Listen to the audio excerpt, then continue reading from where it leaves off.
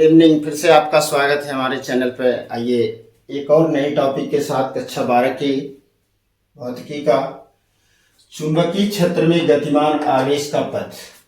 आज हम लोग जानेंगे कि यदि चुंबकीय क्षेत्र में कोई आवेशित कण चल रहा हो, गति कर रहा हो, तो उसका पथ कैसा होगा। आज इस पर हम लोग चर्चा करते हैं इस टॉपिक पे। थोड़ी पूर्व की बात समझते हैं। हम लोग कक्षा 11 में जानते हैं कि यदि कोई वस्तु गतिमान है और भी वेग से अगर मान लीजिए गतिमान है किसी दिशा में, तो उस पर अगर कोई बल जो है वस्तु की गति की दिशा में ही लगा हो तो कुछ न कुछ कार्य होता है, चाहे उसकी गति के दिशा में हो चाहे विपरीत दिशा में हो, तो कार्य हमारा होता है। लेकिन यह बात चुंबकीय क्षेत्र के लिए नहीं है, क्योंकि चुंबकीय क्षेत्र में जो आवेशित कण होता है जब वह चुंबकीय क्षेत्र में गति करता है तो उस पर जो बल लगता है वो बल की दिशा चुंबकीय क्षेत्र में कण के वेग और चुंबकीय क्षेत्र की तीव्रता इन दोनों की हमेशा लंबवत होती है। इसको बल की दिशा लंबवत होती है। इसको लॉरेंज ने बताया था कि यदि आवेशित कण चुंबकीय क्षेत्र में गति कर रहा हो तो उस कण पर लगने वाला जो बल होगा वह हमेशा v और v के लंबवत होता है। और अगर बल लंबवत हो तो उस स्थिति में कोई कार्य नहीं होगा। कार्य नहीं होगा तो आइए हम लोग देखते हैं उसका पथ कैसा होगा। तो इसकी 3 स्थितियां हैं। पहली स्थिति मान लेते हैं कि कण जो है क्षेत्र के समांतर है। मान लेते हैं कि जो आवेशित कण है वह चुंबकीय क्षेत्र के समांतर गति कर रहा है। जैसे अगर मान लेते हैं कि यह कोई चुंबकीय क्षेत्र है, जो एक समान चुंबकीय क्षेत्र को हमने दिखा दिया। अगर इस एक समान चुंबकीय क्षेत्र में कोई आवेश प्लस क्यू मान लेते हैं v वेग से इसमें प्रवेश करता है वह जो है इस चुंबकीय क्षेत्र में चुंबकीय क्षेत्र की दिशा के समांतर ही प्रवेश करता है। तो हमें बताया गया, लॉरेंज ने बताया था कि अगर कोई आवेशित कण चुंबकीय क्षेत्र में गति करता है तो उस पर लगने वाला जो बल F होता है क्यू भी बी साइन थीटा होता है। और जब कण के वेग और चुंबकीय क्षेत्र दोनों की दिशाएं समांतर हैं तो यहां से थीटा बराबर हमारा 0 होगा। और जब थीटा 0 होगा तो F बराबर 0 हो जाएगा। चूंकि अब कण पर इस चुंबकीय क्षेत्र में कोई बल नहीं लग रहा है, तो जब बल नहीं लग रहा है तो कोई कार्य भी नहीं होगा। और जब बल नहीं लग रहा है तो जब कार्य नहीं होगा तो इसका पथ जो है एक सीधी रेखा में होगा। इस यानी कि अगर कोई चुंबकीय क्षेत्र में कोई कण आवेश क्षेत्र के समांतर चलेगा तो उसका पथ सरल रेखी होगा। सरल रेखी होगा या ऋजु रेखी होगा। ऋजु रेखीय पथ पर गति करेगा। पथ उसका कैसा होगा? ऋजु रेखीय। तो स्पष्ट है कि समझ गए होंगे। पहली स्थिति है, पहली स्थिति में हमने आवेश को कैसे गति कराया? चुंबकीय क्षेत्र की दिशा के समांतर, चाहे चुंबकीय क्षेत्र की दिशा में चले चाहे उसके विपरीत दिशा में चले, थीटा हमेशा 0 होगा। थीटा 0 होने से बल आपका शून्य हो जाएगा। और जब बल शून्य हो जाएगा तो कण एक सीधी रेखा में चलेगा, जिस पथ को हम कहेंगे सरल रेखीय पथ या ऋजु रेखीय पथ। दूसरी स्थिति देखते हैं। अगर कण चुंबकीय क्षेत्र के समांतर न चलकर चुंबकीय क्षेत्र के लंबवत चलता हो, लंबवत लंबवत गति करे। जैसे एक चुंबकीय क्षेत्र है और उस चुंबकीय क्षेत्र में आवेश चुंबकीय क्षेत्र की दिशा के लंबवत प्रवेश करता है। मान लीजिए यहां पर हम एक चुंबकीय क्षेत्र ले लेते हैं जिसकी दिशा जो है इस तल के लंबवत है। किधर है? इस तल के लंबवत अंदर की ओर है, क्योंकि क्रॉस से अगर चुंबकीय क्षेत्र हम लोग दिखाते हैं तो चुंबकीय क्षेत्र की दिशा इस तल के लंबवत अंदर की ओर है। एक कोई आवेशित कण मान लीजिए प्लस क्यू इधर से भी वेग से इसमें प्रवेश करता है। तो चूंकि चुंबकीय क्षेत्र आपका तल के लंबवत अंदर की ओर है और यह आवेश इस चुंबकीय क्षेत्र के लंबवत प्रवेश मान लीजिए ऐसी दिशा में चल रहा है। चुंबकीय क्षेत्र इसका ऐसे है और ये लंबवत प्रवेश करता है। तो हम अगर देखें इस नियम से या इस नियम से भी देखें तो अगर यह चुंबकीय क्षेत्र है, ये चुंबकीय क्षेत्र की दिशा में है और यह उसकी गति को दिशा बताए, तो जिस बिंदु पर आवेश होगा वहां पर उस आवेश पर लगने वाला बल हथेली से धक्का देने की दिशा में होगा। तो यदि यह आवेश इस चुंबकीय क्षेत्र में मान लीजिए O पर आ गया और इधर वो भी वेग से चल रहा है, तो यहाँ जो चुंबकीय बल यहाँ पे लगेगा उस आवेश पर कैसा होगा तो हम देखते हैं। यहाँ पे मान लीजिए चुंबकीय क्षेत्र अंदर, तो ये अंगुलियां अंदर की ओर हो गई और यह उसके वेग की दिशा अगर दिखा दे तो हथेली से धक्का ऊपर लग रहा है, अर्थात यहाँ पर जो बल की दिशा होगी वह ऊपर होगी, जो भी के दिशा के लंबवत होगी और बी जो चुंबकीय क्षेत्र है उस दोनों के लंबवत होगी। कुछ देर के बाद मान लीजिए कण यहां आ गया, पी पर आ गया, तो कण के वेग की दिशा ये हो गई भी। अब क्या होगा? अब यहां पर देखिए किधर बल लग रहा है, ये चुंबकीय क्षेत्र की दिशा हो गई, ये वेग की दिशा हो गई, तो बल की दिशा किधर होगी? इधर होगी धक्का से, अर्थात बल लग जाएगा हमारा इस दिशा में। अगर P से कुछ देर के बाद मान लीजिए यहां Q पर आ गया और इसकी दिशा हो गई इधर, तो बल किधर हो जाएगा? ये वेग की दिशा हो गई, तो बल की दिशा देखते हैं, ये चुंबकीय क्षेत्र हो गया और ये इसकी दिशा हो गई उसके वेग की दिशा, तो बल हमारा नीचे की ओर हो रहा है, अर्थात यहाँ बल F की दिशा इधर होगी। O से P पर, P से Q पर, Q से मान लीजिए यहाँ R पर आ जाए और इसकी वेग की दिशा इधर हो जाए, तब क्या होगा? वेग हो गया इधर नीचे अंगूठा और ये चुंबकीय क्षेत्र तो हमेशा अंदर है, तो ये चुंबकीय क्षेत्र हो गया, ये दिशा हो गई, तो बल इधर लग रहेगा, यानी कि इस साइड में बल लगेगा। तो इस तरह से हम देखें तो अब इस कण के जिस जिस बिंदुओं पर ये गति कर रहा है अगर इनको मिलाया जाए तो मिलाने से एक वृत्तीय पथ प्राप्त होगा। कंफर्म? मतलब यह स्पष्ट है कि यदि कोई आवेशित कण एक समान चुंबकीय क्षेत्र में अगर लंबवत प्रवेश करता है चुंबकीय क्षेत्र की दिशा से, तो उस पर एक बल हमेशा बी और भी के हमेशा लंबवत है, तो ये लंबवत हो रहा है भी के, तो यहां पर स्थिति क्या बन रही है कि वेग तो हमेशा नियत रह रहा है, वेग हमेशा क्या रह रहा है? नियत रह रहा है, और बल जो है हमेशा वेग के लंबवत है। तो ऐसी कंडीशन में यह तभी संभव है कि जब वह कण किस पथ पर चल रहा हो? एक वृत्तीय पथ पर चल रहा हो। अर्थात ये हमको स्पष्ट हो चुका है कि जब एक समान चुंबकीय क्षेत्र में कोई आवेशित कण क्षेत्र की दिशा के लंबवत प्रवेश करेगा तो उसका पथ वृत्ताकार होगा और जो लगने वाला लारेंज बल F बराबर है QVB, जो ये अधिकतम बल है क्योंकि लंबवत है, तो F बराबर QVB, यही जो है इस आवेशित कण को वृत्तीय पथ पर घूमने के लिए अभिकेंद्री बल प्रदान कर देगा।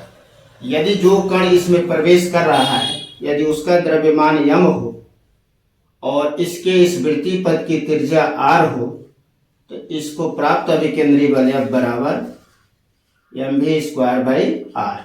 और यह अभी केंद्रीय बल चूंकि कौन प्रदान किया है, तो ये लॉरेंज बल ही प्रदान किया। तो दोनों बलों से अगर देखा जाए तो QVB बराबर mv²/r। एक भी से एक भी कट जाएगा, तो QB बराबर mv/r, या यहां से r बराबर अगर देखा जाए तो mv/QB। अब यहाँ पे है क्या चीज, चूंकि Q आवेश का परिमाण है जो बदलता नहीं है, B चुंबकीय क्षेत्र एक समान है, ये भी अपरिवर्तित है। तो m जो है आवेश के कण का द्रव्यमान है, वो भी एक नियत है।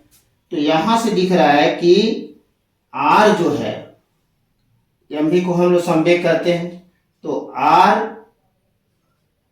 mv के क्या हो रहा है, समानुपाती। मतलब अगर चुंबकीय क्षेत्र में आवेशित कण गति करके प्रवेश करेगा, लंबवत प्रवेश करेगा, तो उसके वृत्तीय पथ की जो त्रिज्या है वह उसके संवेग के समानुपाती होती है। तो इससे यह भी हमारा स्पष्ट है कि यदि उसका वेग कम होगा, तो उसके पथ की त्रिज्या छोटी हो जाएगी, और यदि वेग बढ़ेगा तो उसके पथ की त्रिज्या बड़ी हो जाएगी। मतलब अगर मान लीजिए वेग v1 पर उसकी त्रिज्या r1 है और v2 पर उसकी त्रिज्या r2 हो गई, और v2 ग्रेटर देन v1 हो, तो जब v1 वेग से प्रवेश करेगा तो वह एक छोटे से वृत्तीय पथ पर गति करेगा। मान लेते हैं कि ऐसे ऐसे ये गति कर रहा है, और जो ही इसका वेग v1 से v2 हो जाएगा तो इसका पथ बढ़ जाएगा और वो जो है एक बड़े वृत्तीय पथ पर गति करने लगेगा। तो दूसरी कंडीशन ये यहां से मिल गई कि अगर कोई कण किसी चुंबकीय क्षेत्र के लंबवत प्रवेश करता है तो उसका पथ वृत्तीय होगा। कैसा होगा? वृत्तीय होगा, और उसके वृत्तीय पथ की जो त्रिज्या होगी उसके संवेग के समानुपाती होगी। अब थोड़ा सा वृत्तीय पथ पर है तो मान लीजिए कि यह एक चक्कर में कुछ समय भी लगा रहा होगा, और एक चक्कर में जो समय लगता है उसको हम लोग आवर्त काल कहते हैं, और एक आवर्त काल में वह कितनी दूरी तय करेगा, तो जितना इस वृत्त की परिधि होगी, तो इसका आवर्त काल होगा। आवर्त काल यानी कितने समय में यह एक चक्कर पूरा कर लेगा, परिधि बटा वेग, समय बराबर दूरी बटे चाल, या वेग कह लिया जाए। तो परिधि हो जाएगी इसकी, अगर वृत्तीय पथ की त्रिज्या r है तो टोटल परिधि हो जाएगी 2πr बटा v। अब r का मान यदि हम यहां से भर दें तो r बराबर mv/qb, तो 2π इंटू mv/qb बटा v, qb नीचे आ जाएगा, तो t बराबर हो जाएगा 2π mv/qvb। अगर हम v से v को काट दें तो t बराबर हो जाएगा 2π m/qb। इससे क्या मिला? इससे यह मिल गया हमको देखने में कि अगर कण वृत्तीय पथ पर चल रहा है तो उसका जो एक चक्कर का समय है उसके वेग पर निर्भर नहीं है। मतलब उसका वेग बढ़ जाए चाहे उसका वेग घट जाए, तो उसके एक चक्कर का जो समय है उस समय में कोई परिवर्तन नहीं होगा। जितना शुरुआत में उसका समय लगेगा, छोटे पथ पर जो चल रहा है वो जितना समय में उतना दूरी तय कर रहा है या वृत्तीय पथ पर चल रहा है, उतना ही समय इसको यहां भी लगेगा। अर्थात यदि r1 और r2 दो त्रिज्याओं पर आवेश गति कर रहा है तो इस कंडीशन में भी उसका समय t होगा और दूसरी कंडीशन में भी उसका समय t होगा। आवृत्ति को थोड़ा सा देखते हैं। आवृत्ति n जो होता है वह 1/t होता है, तो n हो जाएगा, उल्टा कर देते हैं, qb/2πm। यहां से हमको ये भी दिख रहा है कि आवृत्ति भी जो है कण के वेग पर निर्भर नहीं कर रही है। मतलब कि यदि कोई आवेशित कण चुंबकीय क्षेत्र के लंबवत प्रवेश करता है तो उसके वृत्तीय पथ की त्रिज्या वेग पर तो निर्भर करेगी और वेग के समानुपाती होगी, अर्थात अगर उसका वेग बढ़ जाएगा तो उसके वृत्तीय पथ की त्रिज्या भी बढ़ जाएगी। लेकिन आवर्तकाल और उसकी आवृत्ति यानी एक चक्कर में लगने वाला समय, चाहे उसका वेग बढ़े या चाहे न बढ़े या घट जाए, तो उसके एक चक्कर में जो लगा समय है उस समय में कोई परिवर्तन नहीं होगा, आवृत्ति में भी कोई परिवर्तन नहीं होगा, चाहे वो अधिक त्रिज्या के पथ पर गति करे या चाहे छोटी त्रिज्या के पथ पर करे। थोड़ा सा एक चीज और देखते हैं, क्या इसके ऊर्जा पर कोई असर पड़ेगा? ऊर्जा पर कोई असर पड़ेगा या नहीं पड़ेगा? यदि कण एक समान चाल से इसके अंदर गति कर रहा है, एक समान चाल से अगर गति कर रहा है यानी इसके वेग में कोई परिवर्तन नहीं हो रहा है, तो उसकी त्रिज्या हमेशा समान रहेगी और उस कंडीशन में जो उसकी गतिज ऊर्जा होगी ½ mv², यह भी नियत होगी, यानी कि इसमें गतिज ऊर्जा में भी कोई परिवर्तन नहीं होगा। तो उम्मीद है समझ में आ गया होगा। फिर से सारांश इसका देख लेते हैं। पहला कंडीशन क्या था कि यदि कोई आवेशित कण चुंबकीय क्षेत्र के समांतर प्रवेश करता है तो उस पर कोई बल नहीं लगता है, कोई कार्य नहीं होता है, उसका पथ सरल रेखीय होता है। और जब लंबवत प्रवेश करता है तो वह चुंबकीय क्षेत्र में एक वृत्तीय पथ प्रदान कर लेता है, उसको वृत्तीय पथ प्रदान कर दिया जाता है और उस वृत्तीय पथ की जो त्रिज्या है उसके समानुपाती होती है। यह वृत्तीय पथ कि अगर वेग उसका बदलता है तो उसके वृत्तीय पथ की त्रिज्या बदल जाती है, लेकिन उसके आवर्तकाल और उसकी गतिज ऊर्जा पर कोई प्रभाव नहीं पड़ता है। अब देखते हैं तीसरी कंडीशन क्या है। तीसरी स्थिति यह है कि जब आवेशित कण चुंबकीय क्षेत्र की दिशा के न तो समांतर प्रवेश करे और न ही लंबवत प्रवेश करे, यानी कि अगर चुंबकीय क्षेत्र के साथ थीटा कोण से प्रवेश करे,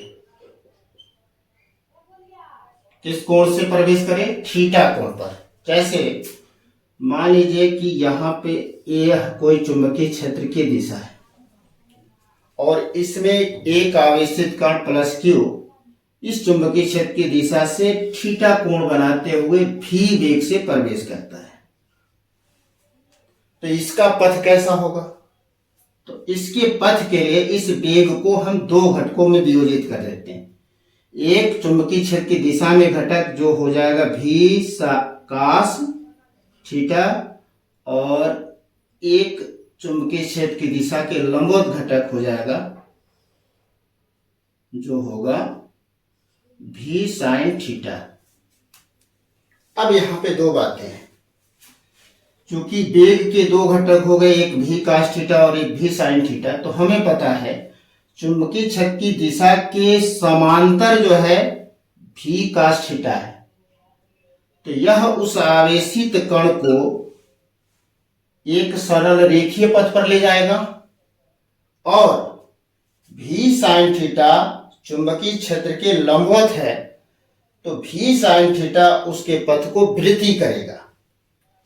तो अब एक ही कण पर दो तरह की स्थितियां हैं, दो वेग लगे हैं, एक उसका v cos थीटा वाला घटक और एक v sin थीटा वाला। तो अब कंडीशन बताते हैं। मान लीजिए कि ये चुंबकीय क्षेत्र है, ये हमारा क्या है? चुंबकीय क्षेत्र की दिशा है। अब वेग का एक घटक इसको क्षैतिज विस्थापित कर रहा है और एक जो इसका ऊर्ध्व घटक है वेग का, वह इसको यहां पर वृत्तीय पथ प्रदान कर रहा है। तो वृत्तीय भी पथ हो और क्षैतिज भी जाए, तो इसका मतलब v sin थीटा इस कण को वृत्तीय पथ पर घुमाएगा और v cos थीटा उस पथ को क्षैतिज विस्थापित करेगा। तो इन दोनों पथों की जो स्थिति होगी वो कैसी होगी। अगर मान लीजिए कण यहाँ है तो ये वृत्तीय पथ पर ऐसे पूर्णतः वृत्तीय पथ पर नहीं जाएगा, क्योंकि उसका क्षैतिज घटक भी उसको विस्थापित कर। तो कण यहां से क्या होगा, यहां से ऐसे तिरछे होते हुए ऐसे ऐसे होते हुए ऐसे ऐसे ऐसे, यानी कि उस कंडीशन में जो कण का पथ होगा वह एक हेलिक्स के जैसा होगा, अर्थात वह कण ऐसे चलेगा, यानी उसका पथ वृत्तीय भी होगा और सरल रेखी भी होगा। और इन दोनों पथों की स्थिति जो होगी कि पथ उसका कुंडली नुमा हो जाएगा, अर्थात अगर आवेशित कण चुंबकीय क्षेत्र के साथ थीटा कोण प्रवेश करते हुए प्रवेश करेगा तो जो उसका पथ होगा, पथ उसका वह होगा कुंडली नुमा। मेरे कंफर्म हो गया होगा। अब कुंडली नुमा है तो वह एक आवर्तकाल में कितना दूर चलेगा उसको हम कहते हैं उसके पथ का पिच। जैसे यहां से एक चक्कर ऐसे जब कुंडली नुमा चलेगा, मान लीजिए यहां से है कण, यहां से चला और ये ऐसे होते हुए फिर जब यहां आएगा, जहां से चला उतने समय में एक चक्कर पूरा हो जाएगा, तो जितना वह क्षैतिज दूरी तय कर रहा है वह कहलाएगा उस पथ के पिच। क्या कहलाएगी, पिच, जिसको हम पी से व्यक्त करेंगे। और उसको क्षैतिज दिशा में कितना कौन ले जा रहा है, तो यह ले जा रहा है आपका यू भी कास थीटा ले जा रहा है, तो उसका पिच जो होगा वेग का क्षैतिज घटक अगुणे, अब एक चक्कर में उसको समय कितना लग रहा है तो वो होता है उसका आवर्तकाल टी, तो उसका वेग का क्षैतिज घटक हो गया भी कास थीटा अगुणे, चूंकि आवर्तकाल हम लोग जानते हैं होता क्या है, वे पीछे लिखे हैं, तो वो होता है 2 पाई एम बटा क्यू बी। तो इस स्थिति में पिच की टोटल लंबाई हो जाएगी 2 पाई एम भी कास थीटा बटा क्यू बी। ये हो गया उसके पिच की टोटल लंबाई। अब देखिए यदि क्षैतिज घटक शून्य हो जाए, क्षैतिज घटक शून्य हो जाए, शून्य हो जाने का मतलब अगर कण चुंबकीय क्षेत्र के ठीक समांतर चलेगा तो थीटा का मान 0 हो जाएगा, और जब थीटा का मान 0 हो जाएगा तो cos 0 का मान 1, उस स्थिति में पिच क्या होगा, पिच जो होगा वह जो हो जाएगा 2 पाई एम भी अपन क्यू बी। तो यह है, उम्मीद है समझ में आ गया होगा। जो एक समान चुंबकीय क्षेत्र में जब आवेशित कण गति करता है तो उसके 3 तरह के पथ हो सकते हैं। नंबर 1, यदि चुंबकीय क्षेत्र के समांतर गति कर रहा है तो उसका पथ जो है सरल रेखीय होगा। चुंबकीय क्षेत्र के अगर लंबवत प्रवेश कर रहा है तो उसका पथ वृत्तीय होगा, और चुंबकीय क्षेत्र के साथ अगर कुछ कोण बनाते हुए प्रवेश करेगा तो उसका पथ कुंडली नुमा होगा। और क्या देखा गया, और देखा गया कि आवर्तकाल उसके वेग पर निर्भर नहीं करता है और आवृत्ति भी उसके वेग पर निर्भर नहीं करता है। गतिज ऊर्जा भी में परिवर्तन नहीं होता है, इसलिए कि अगर वो चुंबकीय क्षेत्र के अंदर लंबवत प्रवेश कर रहा है तो उसका वेग का परिमाण नहीं बदलता है, केवल दिशा बदलता है, इसलिए उसके गतिज ऊर्जा नहीं बदलती है। मेरे सारी बातें कंफर्म हो गई। धारावाही चालक, जैसा कि हम सबको पता है कि ऐसा कोई चालक हो जिसमें विद्युत का प्रवाह हो सके तो उसको, उस चालक को कहेंगे हम विद्युत धारावाही चालक। और इस चालक को हम ले चल के किसी चुंबकीय क्षेत्र में रखते हैं तो देखते हैं कि उस पर क्या बल लगेगा, इसका ही जिक्र आज इस टॉपिक में करेंगे। तो जब किसी चालक को हम किसी चुंबकीय क्षेत्र में रखते हैं और उस चालक में धारा प्रवाहित करते हैं तो उस चालक पर एक बल अवश्य लगता है जो उस चालक में प्रवाहित इलेक्ट्रॉनों के कारण भी उस पर लगता है कि जब उस चालक में इलेक्ट्रॉन प्रवाहित होते हैं, गति में आते हैं, तभी उस धारावाही चालक पर एक बल लगने लगता है। उसी बल का हमको आज जानना है कि कैसे और किस हिसाब से बल लगता है और वह बल होता कैसा है, कैसे डिपेंड करता है। तो आइए हम लोग चलते हैं, मान लेते हैं कि यह कोई एक समान चुंबकीय क्षेत्र है, एक समान कोई चुंबकीय क्षेत्र B है और इसमें किसी चालक को हम कुछ कोण बनाते हुए रखते हैं। इसकी लंबाई मान लेते हैं कि L है तथा इसके अनुप्रस्थ काट का क्षेत्रफल A। इस चुंबकीय क्षेत्र में रखा हुआ है, जो मान लेते हैं कि ये चुंबकीय क्षेत्र से थीटा कोण बनाते हुए रखा गया। तो जब इस चुंबकीय क्षेत्र में इस चालक को रखते हैं, इसकी लंबाई L है, इसके अनुप्रस्थ काट का क्षेत्रफल A है और इसमें बहने वाली धारा यदि I हो, I एम्पीयर की धारा, तो इस चालक पर कितना बल लगेगा, उस बल का परिमाण हम लोग निकालते हैं। तो हम मान लेते हैं कि इस चालक जिसका क्षेत्रफल अनुप्रस्थ काट का क्षेत्रफल A है, लंबाई L है, इसके एकांक आयतन में इलेक्ट्रॉनों की संख्या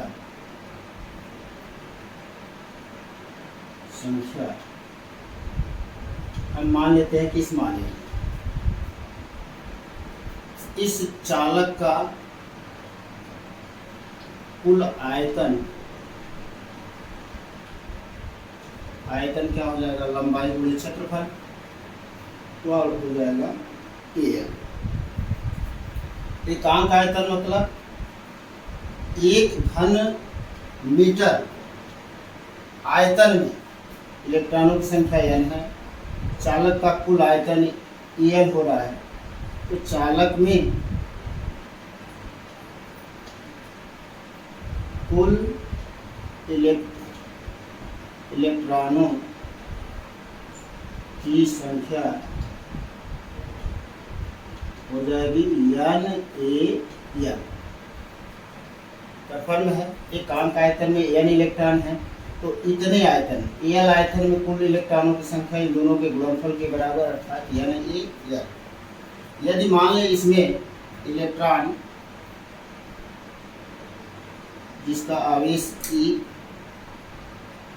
Vd वेग से, Vd जो उसका अनुगमन वेग है, Vd वेग से गतिमान है, तो हमें पता है कि एक इलेक्ट्रॉन जब चुंबकीय क्षेत्र में गतिमान होगा तो लॉरेंज जी ने बताया था कि यह आवेश अगर गतिमान है तो उस पर लगने वाला जो बल होगा, मान लेते हैं उसको F डैश, वह हो जाएगा EV/dB साइन थीटा। यानी एक इलेक्ट्रॉन पर लगने वाला लॉरेंज बल F डैश बराबर EV/dB साइन थीटा। तो हमारा इस चालक में कुल इलेक्ट्रॉन कितने हैं, NaL। तो इतने इलेक्ट्रॉनों को, एक इलेक्ट्रॉन पर लगने वाला बल F डैश जिसका मान EV/dB साइन थीटा, तो कुल इलेक्ट्रॉनों पर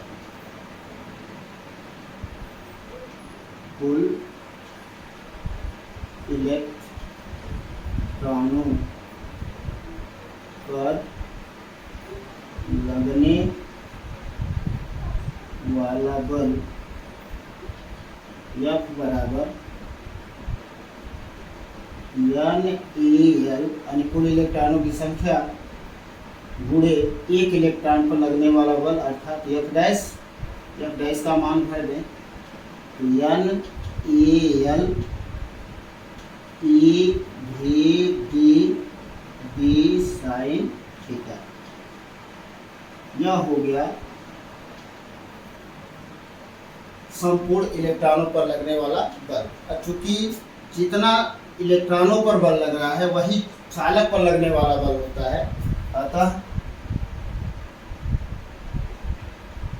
धारावाही चालक पर लगने वाला बल F बराबर NaL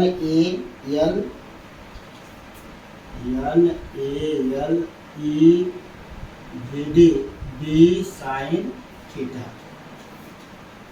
अब चूंकि हम पूर्व में जान चुके हैं कि यदि किसी चालक में इलेक्ट्रॉन अपने अनुगमन वेग Vd से गति करते हैं तो उस चालक में जो संपूर्ण धारा होती है I बराबर NeAVD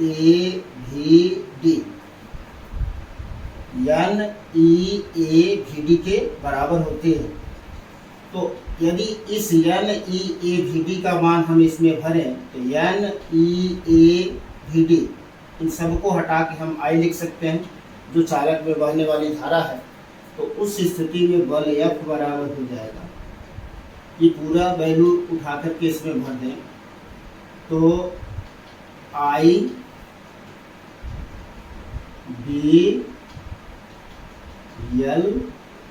sin theta, IBL sin theta. अब चूंकि इसमें भी sin थीटा है तो इस बल को हम वेक्टर रूप में लिख सकते हैं, वेक्टर F बराबर I क्रॉस B L की तरह हम लोग ये सदिश रूप हो गया और ये हो गया उस पर लगने वाला संपूर्ण बल जो धारावाही चालक पर लगने वाले बल को प्रदर्शित करता है। तो हमने देखा कि अगर किसी विद्युत धारावाही चालक को किसी चुंबकीय क्षेत्र में ला करके रख दें तो उस पर भी एक बल लगता है जो होता है F बराबर IBL sin थीटा। अब इस बल F की बात करें तो यहाँ पर बल F जो है I और B यानी बहने वाली धारा और चुंबकीय क्षेत्र दोनों के क्रॉस गुणन से यह बल आ रहा है। तो यह बल जो होगा बहने वाली धारा और चुंबकीय क्षेत्र की तीव्रता, यह बल I और B दोनों के क्रॉस गुणन से उत्पन्न हो रहा है। तो हमें पता होना चाहिए या हमको ये जानकारी भी है कि यह बल F जो है I और B के क्रॉस गुणन से अगर आया है तो यह बल F I और B दोनों की दिशा के लंबवत होगा। मतलब इस धारावाही चालक पर जो बल लगेगा इसमें बहने वाली धारा और चुंबकीय क्षेत्र दोनों की दिशा के लंबवत होगा। अब इसका मान भी देखते हैं, यहाँ पे अन्य स्थितियाँ देखते हैं। यदि थीटा बराबर 0 हो जाए, अर्थात अगर इस धारावाही चालक को इस चुंबकीय क्षेत्र में ला के रख दिया जाए और चुंबकीय क्षेत्र की दिशा से 0 कोण पर रखा जाए। 0 कोण मतलब चुंबकीय क्षेत्र की दिशा के समांतर रख दिया जाए। चुंबकीय क्षेत्र की दिशा के समांतर अगर थीटा बराबर 0 या थीटा बराबर 0 या 180, दोनों ही स्थितियों में देखते हैं क्या होता है। तो हमको पता है कि साइन 0 और 180 का मान 0 होता है। तो इस कंडीशन में F बराबर हो जाएगा 0। मतलब कि यदि कोई धारावाही चालक एक समान चुंबकीय क्षेत्र की समांतर रख दिया जाए और उसमें धारा प्रवाहित हो रही तो उस पर जो है चुंबकीय बल नहीं लगेगा, उस बल का मान 0 हो जाएगा, चुंबकीय बल हमारा 0 होगा। दूसरी कंडीशन है यदि थीटा बराबर 90 हो, थीटा बराबर 90 तो हमें देखना पड़ेगा यहाँ से कि F बराबर IBL sin थीटा। तो थीटा जब 90 होता तो साइन 90 का मान 1। तो इस स्थिति में जो बल होगा वो मैक्सिमम होगा और वह हो जाएगा IBL के बराबर होगा। यह अधिकतम बल होगा, चुंबकीय बल जो उस चालक पर लगेगा। अर्थात यदि कोई चालक चुंबकीय क्षेत्र में लंबवत रख दिया जाए, जैसे ये चुंबकीय क्षेत्र है और ये हमारा मार्कर जो है कोई चालक हो और इसको एकदम चुंबकीय क्षेत्र के लंबवत रख दे और इसमें धारा प्रवाहित की जाए तो उस चालक पर लगने वाला सबसे अधिकतम बल F बराबर होगा BI/L। अब यहाँ से हम लोग चुंबकीय क्षेत्र का मात्रक भी निकाल सकते हैं। क्या हो जाएगा, तो यहाँ से देखिए तो F बराबर I/BL या B बराबर हो जाएगा F/IL। F का मात्रक न्यूटन, धारा का मात्रक एम्पियर और लंबाई का मात्रक मीटर, तो B का मात्रक हो जाएगा, चुंबकीय क्षेत्र की तीव्रता का मात्रक हो जाएगा न्यूटन प्रति एम्पियर इंटू मीटर। ये हो जाएगा चुंबकीय क्षेत्र की तीव्रता का मात्रा। इसको हम अगर मूल राशियों के पदों में लिखें तो हमें पता है न्यूटन को हम लोग लिखते हैं किलोग्राम मीटर सेकेंड पर -2 बटा एम्पियर इंटू मीटर। मीटर से मीटर कैंसिल हो गया, तो हमारा मात्रक क्या बन जाएगा, एक मात्रक बन जाएगा किलोग्राम सेकेंड पर -2 एम्पियर पर -1। ये हमारा हो गया एक मात्रक। और यहाँ से हम लोग इसकी चुंबकीय क्षेत्र की बीमा निकाल सकते हैं। किलोग्राम के लिए मीटर, किलोग्राम के लिए एम, इसमें मीटर नहीं है तो एल नहीं आएगा। सेकेंड तो टी पर -2, धारा के लिए हम लोग ई का प्रयोग करें, ए पर -1। ये हो जाएगा हमारा चुंबकीय क्षेत्र की तीव्रता की बीमा। मात्रक क्या निकला, न्यूटन प्रति एम्पियर इंटू मीटर, जिसे हम किलोग्राम सेकेंड पर -2 एम्पियर पर -1 भी लिख सकते हैं। और भी चुंबकीय क्षेत्र की तीव्रता के मात्रक हैं। इस न्यूटन प्रति एम्पियर इंटू मीटर को ही हम लोग टेस्ला भी बोलते हैं। टेस्ला, इसका एक और मात्रक गॉस, और एक और मात्रक होता है वेबर प्रति मीटर स्क्वायर। चुंबकीय क्षेत्र की तीव्रता के ये 4 मात्रक मिल गए हमें, न्यूटन प्रति ampere into metre, tesla, gauss और वेबर प्रति मीटर स्क्वायर। टेस्ला और गॉस में भी संबंध है कि एक टेस्ला जो होता है वह 10 के पावर 4 गॉस के बराबर होता है। एक टेस्ला 10 के पावर 4 गॉस के बराबर होता है। हमें ये भी पता है हमारी पृथ्वी भी जो है एक चुंबकीय क्षेत्र उत्पन्न करती है। तो पृथ्वी का जो चुंबकीय क्षेत्र का मान है वो जो होता है 0.5 गॉस के बराबर होता है। पृथ्वी के चुंबकीय क्षेत्र का मान 0.5 गॉस के बराबर होता है। तो उम्मीद है स्पष्ट हो गया होगा। बहुत बहुत धन्यवाद। से स्क्रीनशॉट ले लें आप लोग। गुड।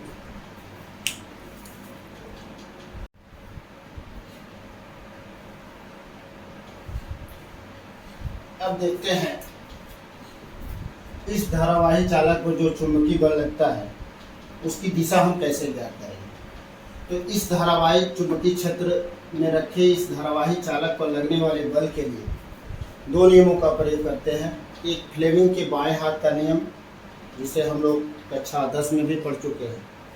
होता क्या है कि हम अपने हाथ की अंगुलियों को जो है इस तरह से फैलाते हैं। यदि तर्जनी ये चुंबकीय क्षेत्र की दिशा में हो और मध्यमा अंगुली धारा की दिशा में हो तो अंगूठा उस चालक पर लगने वाले बल की दिशा को बताता है। मतलब चुंबकीय क्षेत्र की दिशा में हम अपनी अंगुलियों तर्जनी को कर दें और चालक में जो धारा बह रही है उसकी दिशा में अब मध्यमा अंगुली को रख दें तो ये जो अंगूठा जिस दिशा में दिखाई दे रहा है उस दिशा में जो है उस चालक पर लगने वाला चुंबकीय बल की दिशा हो जाएगी। दूसरा नियम ये है, दाएं हाथ के नियम से भी हम लोग धारावाही चालक पर लगने वाले चुंबकीय बल को ज्ञात कर सकते हैं। जैसे मान लीजिए ये आपका जो है चुंबकीय क्षेत्र है और ये धारावाही चालक है। अगर हम इस अंगूठे को जो है इस चालक में बहने वाली धारा की दिशा में रख दें और अंगुलियां जो है चुंबकीय क्षेत्र की ओर रख दें, तो हथेली से जिधर हम धक्का देंगे उस दिशा में जो है इस चालक पर लगने वाले बल की दिशा हो जाएगी। अर्थात यदि हम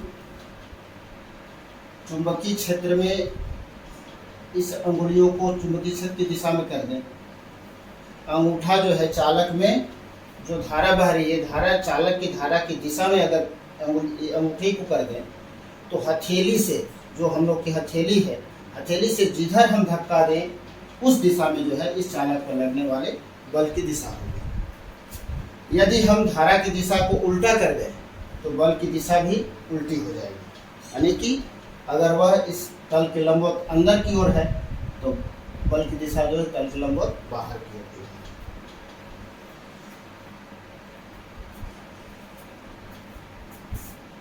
वृत्ताकार धारावाही पास के अक्ष पर चुंबकीय क्षेत्र की तीव्रता, बहुत ही इंपॉर्टेंट क्वेश्चन है। ये देखते हैं क्या है। मान लेते हैं कि यह एक वृत्ताकार पास है जिसमें धारा आई बह रही है और इसका जो तल है इसके तल के लंबवत बाहर की ओर ऐसे है, लेकिन हम लोग दिखा रहे हैं ऐसे। अब इसके केंद्र जो O है, इससे x दूरी पर एक बिंदु P है और यहां पर हमको चुंबकीय क्षेत्र का मान ज्ञात करना है, दिशा भी ज्ञात करना है। तो जो P पर चुंबकीय क्षेत्र की दिशा और मान ज्ञात करना है, तो हम मान लेते हैं इस वृत्ताकार पास की त्रिज्या कैपिटल R है और इसमें I धारा बह रही है जो दक्षिणावर्त है। इसके दो पॉइंट ले लेते हैं। एक मान लेते बिंदु A है जहां पर इस तार की लंबाई जो है डेल्टा L है और एक बिंदु A डैश है, इसकी भी लंबाई हमारा डेल्टा L ही है और इसमें धारा I बह रही है। बिंदु A से इस P की दूरी मान लेते हैं कि स्मॉल r है और ये कोण बना रहा है अल्फा। तो हमें पता है कि बायोसेवर्ट ने बताया कि एक सूक्ष्म लंबाई के कारण जो चुंबकीय क्षेत्र की तीव्रता डेल्टा बी होती है वह μ0/4 pi I delta L sine theta by R square होती है और इसकी दिशा जो है उस बिंदु पर लंबवत होती है। तो डेल्टा L के कारण जो बिंदु A पर डेल्टा L लंबाई है जिसमें धारा I बह रही है, इससे R दूरी पर एक बिंदु जो P है, तो डेल्टा L लंबाई के कारण बिंदु P पर चुंबकीय क्षेत्र की तीव्रता delta B μ0/4 pi I delta L sine theta by R square, जो आपका PQ की दिशा में दिखाया गया है, जो इस x के इसके अक्ष के लंबवत है। दूसरा आते हैं, यही ठीक उतनी ही लंबाई का एक बिंदु A डैश पर जो डेल्टा L लंबाई लिया गया है, इसके कारण बिंदु P पर जो तीव्रता होगी वह डेल्टा B डैश कर देते हैं, वह भी होगी μ0/4 pi I delta L sine theta by R square. लेकिन वह जो होगा PQ की अपेक्षा PQ डैश की जो दिशा होगी वो उसके इतर होगी, लंबवत होगी। अब बिंदु P पर परिणामी तीव्रता यदि निकालना हो तो हम क्या करेंगे। बिंदु P पर डेल्टा B और डेल्टा P डैश दोनों है, दोनों की परिणामी तीव्रता क्या होगी। तो डेल्टा B और डेल्टा B डैश को हम दो घटकों में तोड़ेंगे। एक हो जाएगा डेल्टा B का ये अक्ष की दिशा में घटक और एक हो जाएगा इसके लंबवत घटक। डेल्टा B डैश के भी दो घटक हो जाएंगे, एक अक्ष की दिशा में और एक के लंबवत। तो यहां पर दिख रहा है डेल्टा B और डेल्टा B डैश के जो ये दोनों घटक हैं, यानी कि कौन से घटक होंगे। डेल्टा B का ये घटक होगा डेल्टा B cos अल्फा और डेल्टा बी का ये घटक हो जाएगा delta B sine alpha. Delta B dash का ये घटक हो जाएगा delta B dash sine alpha, और ये हो जाएगा delta B dash cos alpha. तो ये दोनों क्षैतिज घटक एक दूसरे से निरस्त हो जाएंगे और दोनों के ऊर्ध्व घटक आपस में जुड़ करके बिंदु P पर परिणामी तीव्रता को बताएंगे। तो वह हो गया, मान लेते वह x अक्ष की यानी अक्ष के ही दिशा में है, तो डेल्टा बी डैश जो हो जाएगा वो mu 0/4 pi I delta L sine theta by R square. ये हो गया हमारा बिंदु P पर परिणामी चुंबकीय क्षेत्र की तीव्रता, और दिशा किधर होगी, तो अक्ष की ही दिशा में। अब देखें यहां से साइन थीटा का मान क्या होगा, तो हमें पता है कि साइन थीटा बराबर होता है लंब बटा कर्ण, यानी कि कैपिटल आर बटा स्मॉल आर, और स्मॉल आर कैपिटल आर और एक्स चूंकि एक समकोण त्रिभुज है, तो यहां से हो जाएगा आर स्क्वायर बराबर capital R square plus X square, या आर बराबर R square plus X square पर 1/2। अब इन दोनों साइन अल्फा और कास और आर का मान अगर भर दे तो यहां से मिल रहा है, देखिए sine alpha capital R by R भर दिया हमने, तो हो गया B capital R mu 0/4 pi I delta L capital R by R cube, R square into R R cube हो गया। अब स्मॉल आर का मान भर देते हैं तो ये हो जाएगा डेल्टा बी एक्स अक्ष की दिशा में जो परिणामी चुंबकीय क्षेत्र हो गया वो mu 0/4 pi I delta L R by 4 pi capital R square plus X square पर 3/2। थोड़ी सी और आगे चलते हैं। ये तो सूक्ष्म लंबाई के कारण हमने निकाला, अगर हम पूरी लंबाई इसकी ले लें तो एक सूक्ष्म लंबाइयों का टोटल जो है हम लोग अगर निकालेंगे तो वो क्या कर लेंगे, अगर पूरी लंबाई इसकी यल हो तो डेल्टा एल की जगह पे एल पुट कर दिया, और बी एक्स जो हो जाएगा वो डेल्टा बी एक्स जो है छोटी छोटी भाग का जो चुंबकीय क्षेत्र है वो सब जुड़ करके बी एक्स हो गया। तो ये हो गया mu 0/4 pi I L R by 4 pi R square plus X square पर 3/2। चूंकि यह एक वृत्ताकार पास है जिसकी टोटल लंबाई हमको पता है कि उसकी परिधि के बराबर होती है, तो एल हो गया 2 पाई कैपिटल आर।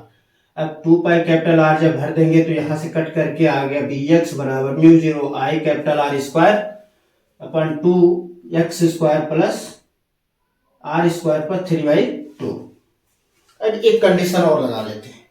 मान लीजिए कि अगर इस वृत्ताकार धारावाहिक पास की जो त्रिज्या है वो बहुत कम हो और आर बहुत अधिक हो, तो कैपिटल आर की अपेक्षा एक्स अगर बहुत अधिक हो तो हम आर स्क्वायर प्लस जो एक्स स्क्वायर है इसमें हम आर स्क्वायर को छोड़ सकते हैं। देखिए मैंने लिख भी दिया है, यदि X much greater than capital R तो R square plus X square से हम आर स्क्वायर को छोड़ सकते हैं।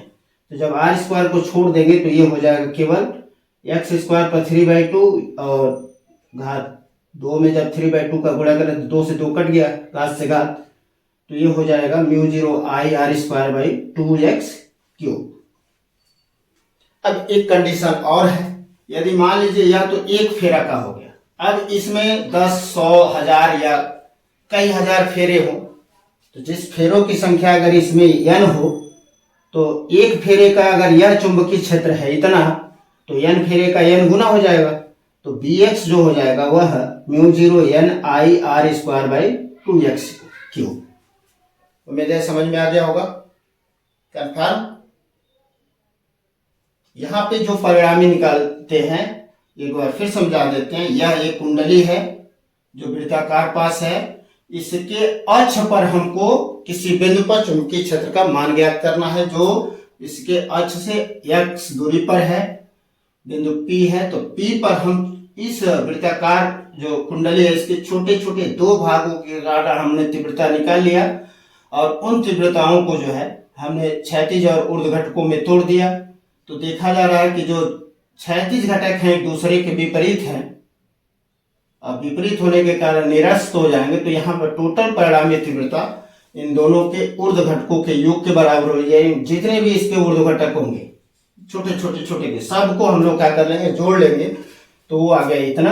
अब यहाँ से इसमें साइन अल्फा का मान, स्मॉल आर का मान इत्यादि मान रख करके हमने देखा तो आ गया इतना। और अंततः और भी नियम है और भी कंडीशन लगा दिया गया तो हो गया कि बी एक्स बराबर mu zero N I capital R square by 2x cube. उम्मीद है समझ में आ गया होगा। थैंक यू, धन्यवाद। गतिमान आवेश के कारण चुंबकीय क्षेत्र। अब आज हमको जानना है कि अगर कोई आवेश गतिमान है तो वह कितना चुंबकीय क्षेत्र उत्पन्न करेगा, इसको जानना है। तो एक तल हमने ले लिया है, इस तल में कोई आवेश प्लस क्यू है जो भी वेग से गति कर रहा है और इससे r दूरी पर एक बिंदु P है। अब यहां पर हमें चुंबकीय क्षेत्र की तीव्रता ज्ञात करनी है। ये r और इसके गति दोनों के बीच का मान लेते हैं कि कोण थीटा है। तो हमें पता है बायोसवार्ट ने बताया कि अगर कोई आवेश गति कर रहा है तो उससे r दूरी पर एक चुंबकीय क्षेत्र उत्पन्न होगा जिसका मान होता है B बराबर mu zero upon 4 pi I delta I L sine theta upon R square. यहां से हम लोग देखें तो चूंकि आवेश एक सरल रेखा में गति कर रहा है, अगर वह डेल्टा टी समय में अगर डेल्टा एल दूरी तय करे,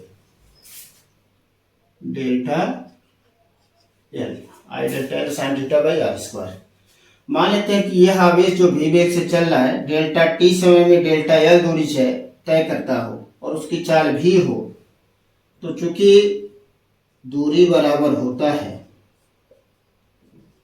चाल गुणे समय, तो डेल्टा एल बराबर हो जाएगा चाल v into delta T. Delta L बराबर v इंटू डेल्टा टी। अब चूंकि आवेश गतिमान है तो इस गतिमान आवेश के कारण कुछ धारा भी बहेगी। जिस धारा का मान हमको पता है कि I बराबर होता है Q बाई डेल्टा टी, अर्थात डेल्टा टी समय तक अगर यह आवेश गतिमान है तो उसके तुल्य धारा हो गई I बराबर Q अपान डेल्टा टी। अब डेल्टा एल और I इन दोनों का मान अगर हम इस बायोसवार्ट के सूत्र में भर दें तो mu zero upon 4 pi I का मान हो गया Q अपान डेल्टा टी गुणे डेल्टा एल का मान हो गया V delta T sine theta बटा पूरे का बटा आर स्क्वायर। डेल्टा टी से डेल्टा टी कैंसिल, तो mu zero upon 4 pi Q V sine theta by R square. B बराबर हो गया mu zero upon 4 pi Q V sine theta by R square. अब यहाँ बी पर जो चुंबकीय क्षेत्र का मान हो गया इतना हो गया, जो निर्भर किस पर करे तो थीटा पर भी। यदि थीटा बराबर 90 हो तो हमें पता है कि साइन 90 बराबर होता है 1, अर्थात बी बराबर हो जाएगा mu zero upon 4 pi Q भी अपान आर स्क्वायर। यह जो हो जाएगा अधिकतम हो जाएगा। और दिशा कैसे निकालते हैं, तो दिशा हम निकालेंगे दाएं हाथ के नियम से।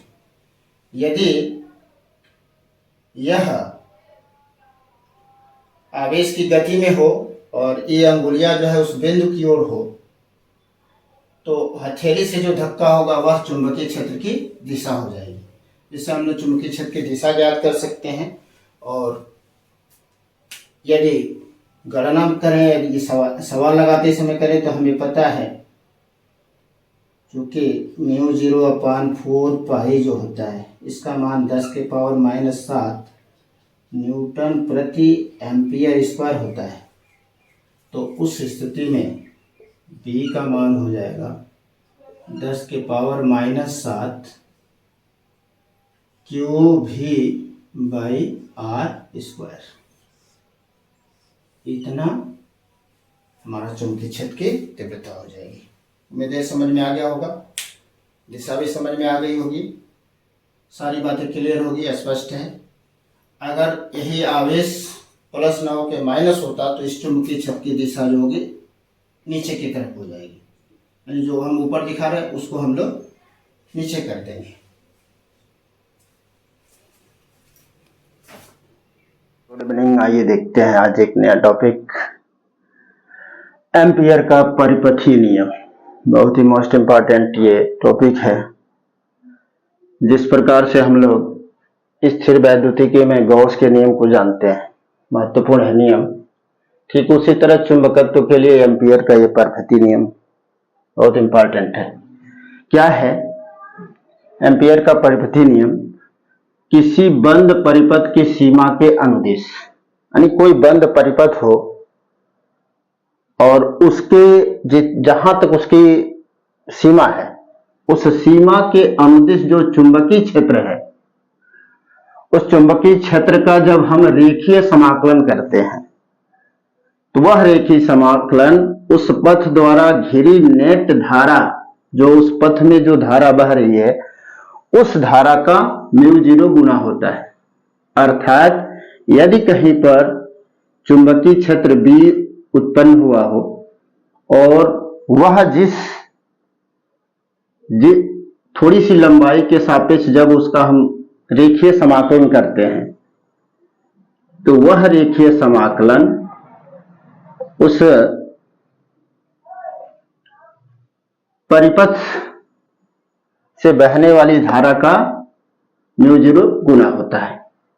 आइए हम देखते हैं, इसको सिद्ध करते हैं। तो मान लेते हैं कि एक तार है जो सीधा है और इसके चारों ओर एक वृत्तीय पथ है जिसकी त्रिज्या r है। r त्रिज्या का हमने एक वृत्त खींच लिया। तार में धारा बह रही है, मान लीजिए I, और इस वृत्तीय पथ का सेंटर O है,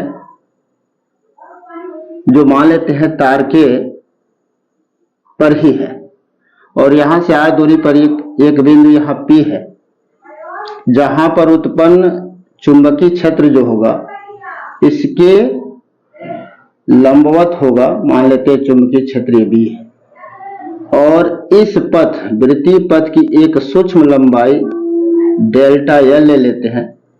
इसकी दिशा भी जो है चुंबकीय क्षेत्र की दिशा में है। तो हमें पता है कि अगर इस रेखीय तार के कारण उसके चारों ओर जो r दूरी पर चुंबकीय क्षेत्र होता है उसका मान होता है B बराबर μ0/2 पाई I/r। ये किसी रेखीय तार के कारण r दूरी पर चुंबकीय क्षेत्र की तीव्रता है। यहां पर हम देख रहे हैं कि जो चुंबकीय क्षेत्र है और जो इस वृत्तीय पथ की एक सूक्ष्म लंबाई है, दोनों एक ही दिशा में है, तो दोनों के बीच का कोण जो है 0 हो गया। तो D का जब हम रेखीय समाकलन करते हैं, क्लोज बंद इसलिए कर रहे हैं कि ये बंद पथ द्वारा घिरी हुई नेट धारा की बात हो रही है, इसलिए हम लोग क्लोज समाकलन करेंगे वेक्टर B डॉट dl। तो ये हो जाएगा हमारा वेक्टर P dl cos 0 अंश, क्योंकि दोनों चूंकि एक ही दिशा में है अतः इनके बीच का कोण 0 हो जाएगा। तो cos 0 का मान हम जानते हैं कि 1 होता है। तो ये समाकलन B dl, B को बाहर निकाल देते हैं तो B समाकलन dl, तो dl का समाकलन हो जाएगा l dl, जहां l क्या है, तो l यस इस परिपथ की जो वृत्तीय परिपथ है इसकी टोटल लंबाई है, क्योंकि l बराबर 2 पाई r, l बराबर वृत्तीय पथ की कुल लंबाई 2 पाई r हुई, तो ये हो गया हमारा b इंटू 2 पाई r। और b का मान यदि हम यहां से भर दें यहां पर, तो देखते हैं कि समाकलन b वेक्टर b dl बराबर b का मान हो रहा है mu 0 i upon 2 pi r, mu 0 2 pi r, mu 0 i upon 2 pi r गुणे 2 पाई r, ये भी आया है, तो 2 पाई r, 2 पाई r से 2 पाई r कट गया, तो ये हो गया म्यू 0 i, अर्थात वेक्टर b, मतलब ये हमारा प्रूफ हो गया कि यदि किसी बंद परिपथ की सीमा के अनुदेश अगर हम चुंबकीय क्षेत्र का रेखीय समाकलन करें, तो वह रेखीय समाकलन जो है उस पथ द्वारा घिरी हुई नेट धारा का म्यू 0 गुना होता है। यही है एम्पियर का परिपथीय नियम। यह जो है जिस प्रकार स्थिर विद्युतिकी में गॉस का नियम महत्वपूर्ण है, उसी तरह चुंबकत्व में एम्पियर का यह नियम बहुत ही महत्वपूर्ण है, जिसको हम जानते हैं कि B का रेखीय समाकलन उस धारा का कितना होता है, म्यू 0 गुना होता है। नमस्कार, आइए फिर से एक नए टॉपिक के बारे में हम लोग चर्चा करते हैं। दो समांतर धारावाही तारों के बीच लगने वाला बल, अर्थात आज हमें जानना है कि अगर दो समांतर तार हों तो और उनमें धारा प्रवाहित की जा रही हो, तो उन तारों के बीच बल कैसा लगेगा, क्या होगा, क्या वे बल एक दूसरे को आकर्षित करेंगे या वे तार जो है एक दूसरे को प्रतिकर्षित करेंगे। आइए इसी के बारे में चर्चा करते हैं। तो हमें पता है कि जब किसी तार में हम लोग धारा प्रवाहित करते हैं, किसी चालक तार में, तो उस चालक तार के चारों ओर एक चुंबकीय क्षेत्र उत्पन्न हो जाता है, और यदि उस चुंबकीय क्षेत्र में हम कोई दूसरा चालक ला के रखते हैं तो उस पर एक बल लगता है। इसको हम लोग पूर्व की चर्चाओं में जान चुके हैं। अब वह बल कैसे डिपेंड करता है, कैसे क्या होता है, इसके बारे में हम चर्चा करते हैं। मान लेते हैं कि यहाँ पे दो तार हैं, एक PQ है और एक RS है। PQ में धारा I1 और RS में धारा I2 बह रही है। इसको हमने एक सेल से जोड़ दिया है। I1 और I2 में धाराएं जो हैं दोनों समान दिशा में बह रही है। यदि हम ये मान लें कि पहले PQ तार था, PQ में धारा बह गई, इसके बहने के कारण मान लेते हैं इससे R दूरी पर जो RS है, RS के किसी बिंदु पर कितना चुंबकीय क्षेत्र उत्पन्न होगा, तो हम पीछे के चर्चाओं में जान चुके हैं कि किसी धारावाही चालक में अगर धारा बहे तो उससे R दूरी को, मान लेते हैं यहां से यहां तक के बीच की दूरी क्या है, R है, तो इससे R दूरी पर जो चुंबकीय क्षेत्र होगा वो मान लेते हैं कि B1 है।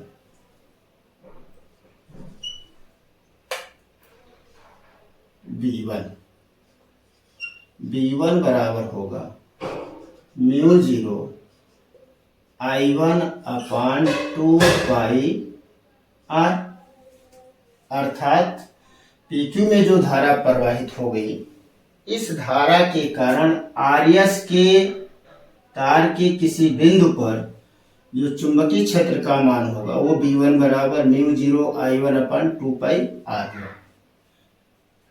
अब चूंकि हम इसके चुंबकीय क्षेत्र में यानी PQ तार में बहने वाली धारा के चुंबकीय क्षेत्र में RS तार है, तो RS तार पर एक बल लगेगा। अब यह भी हमको देखना है कि RS में भी धारा बह रही है, तो RS का भी एक अपना चुंबकीय क्षेत्र उत्पन्न होगा। इसके कारण भी यहाँ चुंबकीय क्षेत्र होगा, जिस चुंबकीय क्षेत्र में PQ तार भी है। तो PQ पर RS भी एक बल लगाएगा, इसमें बहने वाली धारा के कारण भी इस पर एक बल लगेगा, अर्थात दोनों एक दूसरे पर बल आरोपित करेंगे। अब ये बल कैसे होंगे तो देखते हैं। RS की लंबाई मान लेते हैं, RS तार की लंबाई हम मान लेते कि L है। तो इस RS तार पर इस चुंबकीय D1 चुंबकीय क्षेत्र में होने के कारण इस तार पर लगने वाला कुल बल F बराबर I2 B1 L sin theta. अब चूंकि ये इससे लंबवत दूरी पर है, R का मान जो है ये R है, तो बीच का कोण जो है 90 है, तो थीटा बराबर 90 और B1 का मान जब इसमें भरते हैं तो F बराबर I2 इंटू B1 का हो जाएगा म्यू 0 I1 अपान 2 पाई R इंटू L, अर्थात F बराबर म्यू 0 अपान 2 पाई R I1 I2 L, या mu 0 upon 2 pi I1 I2 L by R। तो ये हो गया RS की टोटल लंबाई पर लगने वाला बल। तो अब हम देखते हैं RS की एकांक लंबाई पर कितना बल लगता है। तो RS की एकांक लंबाई पर लगने वाला बल, तो L को ला देते हैं आपके नीचे, तो F बाई L बराबर mu 0 upon 2 pi I1 I2 by R। यहां से यह भी स्पष्ट है कि PQ के कारण RS, PQ में जो धारा बह रही है इसके कारण RS पर जितना बल लगेगा, RS में बहने वाली धारा के कारण भी PQ पर उतना ही बल लगेगा। हाँ, यदि I1 और I2 एक दूसरे की ही दिशा में हो तो इनके बीच जो बल लगेगा वो आकर्षण बल होगा, यहाँ पे आकर्षण बल। और यदि हम इनमें धाराएं अलग अलग दिशा में हो जाए, विपरीत दिशा में हो जाए, जैसे दूसरे चित्र में देख रहे हैं, PQ में धारा Q से P की ओर और RS में धारा R से S की ओर आ रही है, तो यहाँ पर दोनों के बीच में जो है प्रतिकर्षण बल लगेगा। यहाँ पर लगेगा आकर्षण बल और यहाँ पर लगेगा प्रतिकर्षण बल। यानी अगर दोनों तारों में धारा समान दिशा में बह रही है तो उन तारों के बीच जो है आकर्षण बल लगेगा, यानी तार दोनों एक दूसरे के करीब आएंगे। लेकिन यदि अगर तारों में धारा विपरीत दिशा में बह रही है तो वो दोनों तार एक दूसरे को प्रतिकर्षित करेंगे। इसके आधार पर हम 1 एम्पियर की परिभाषा निकाल सकते हैं। क्या होगा 1 एम्पियर की, तो हमें स्पष्ट है, यहां से देखा जाए कि यदि I1 और I2, यदि I1 बराबर I2 बराबर 1 एम्पियर और R बराबर 1 मीटर हो, तो F बाई L जो होगा वह म्यू 0 अपान 2 पाई के बराबर हो जाएगा। हमें पता है कि म्यू 0 का मान होता है 4 पाई गुणे 10 के पावर -7 बटा 2 पाई काट देंगे तो 2 गुणे 10 के power -7 Newton. F by L का मान आ गया 2 गुणे 10 के पावर -7 न्यूटन। तो यहां से हम 1 एम्पियर की परिभाषा दे सकते हैं। क्या होगा 1 एम्पियर की परिभाषा? कि 1 एम्पियर वह विद्युत धारा है, 1 एम्पियर वह विद्युत धारा है जो निर्वात में दो समांतर तार जो एक दूसरे के बीच की दूरी 1 मीटर हो और उन तारों के बीच यदि एकांक लंबाई पर 2 गुणे 10 के पावर -7 न्यूटन का बल उत्पन्न हो तो हम कहेंगे कि उन तारों में बहने वाली धारा 1 एम्पियर होगी। उम्मीद है स्पष्ट समझ में आ गया होगा। 1 एम्पियर क्या है और इसको सरल भाषा में समझते हैं। निर्वात में दो समांतर तार जो एक दूसरे से 1 मीटर की दूरी पर रखे हों और यदि उनमें धारा प्रवाहित की जाए और उन तारों की एकांक लंबाई पर, एफ बाई एल मतलब एकांक लंबाई पर अगर 2 गुणे 10 के पावर -7 न्यूटन का बल अगर लग रहा है उन तारों के बीच, चाहे वो वैद्युत आकर्षण हो चाहे प्रतिकर्षण हो, तो उस स्थिति में उन तारों में जो बहने वाली धारा होगी 1 एम्पियर होगी। और भी ऐसे ही जानकारी की वीडियो देखने के लिए चैनल को लाइक करें, सब्सक्राइब करें और आगे शेयर भी करें ताकि हमें आप लोग से फीडबैक भी मिलता रहे।